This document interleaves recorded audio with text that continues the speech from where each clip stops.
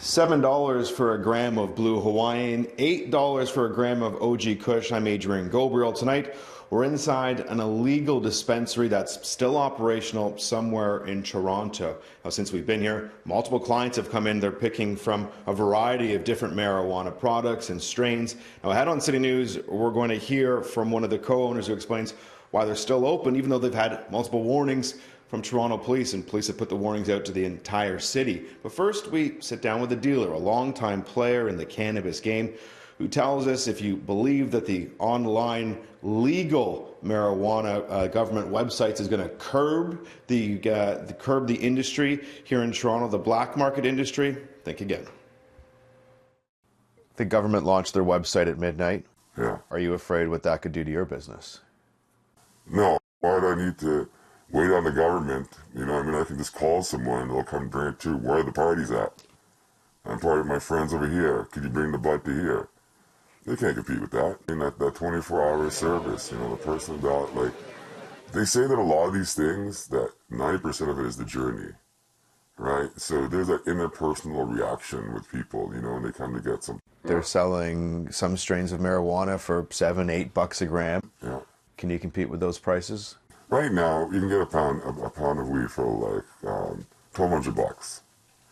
Okay, that's 448 grams for $1,200. You do the math on that. It's under $4, about $4 a gram. A gram. Good quality. You would say discretion's a big thing for your clients? For sure. And when it comes to the dispensaries? There's not so much of that. A lot of people dispensaries, it's one of the thing with dispensaries too, is that you're on display, right? When you go to the dispensary, a whole bunch of guys are seeing you grab a whole bunch of weed.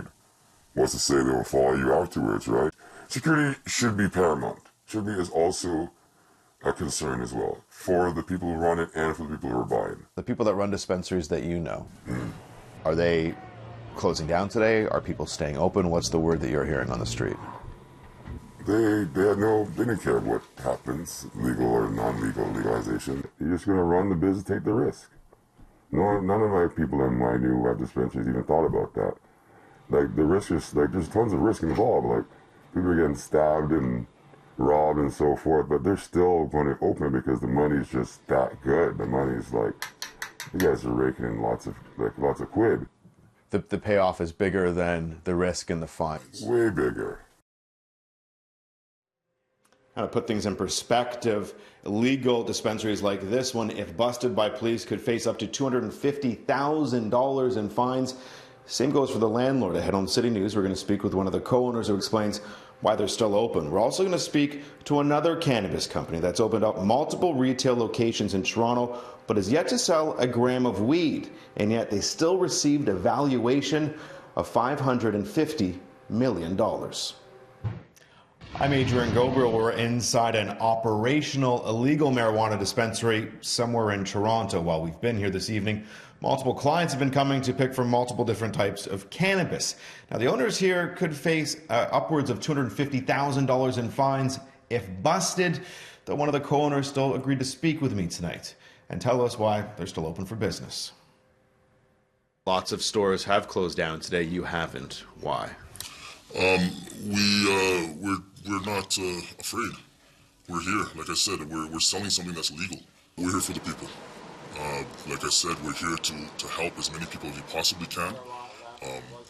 Like I said before, 3 days online sales, delivery-wise, that doesn't work for the person that needs it right now. We're going to be here for them as long as it takes for us to be here. You were part of the last round of raids. I was. The arrest, what you went through before, hasn't deterred you this time?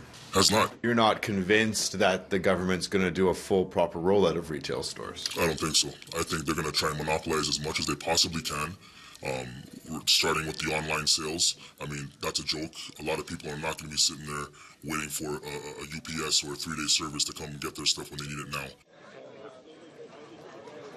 As we've heard, Toronto's chief of police said the crackdown on illegal dispensaries is coming. One by one, he's vowed to close them down. Today, we visited 2 other dispensaries. Both at least appear to be closed for now.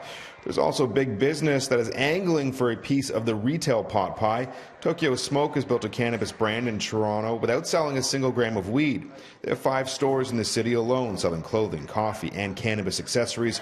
Along with their sister companies in other provinces, they received a total valuation of about $550 million and were just bought by the cannabis giant Canopy. Tokyo Smoke, where we are today, is an award-winning brand and won Cannabis Brand of the Year last year without selling a single gram, which is incredible. It all started with building a community. We started on the ground, getting to know the communities that we're operating in, understanding the values of the people that live in it, and really starting to start the conversation and educate people about cannabis. As you guys prepare to make your pitch to be able to sell recreational cannabis here in Toronto in your stores, what would you say to the government? Every single province is handling the distribution of cannabis slightly differently. We are incredibly excited about the models where we get to be the people to speak directly to Canadians through owning that retail experience. Tokyo Smoke took one step towards being able to do that when they opened their first cannabis store this morning around 12 a.m. in Winnipeg. Now, as for some of the shops in Toronto that appeared closed today, some insiders say while they might look like they've shut their doors, they're likely still finding a way to do business.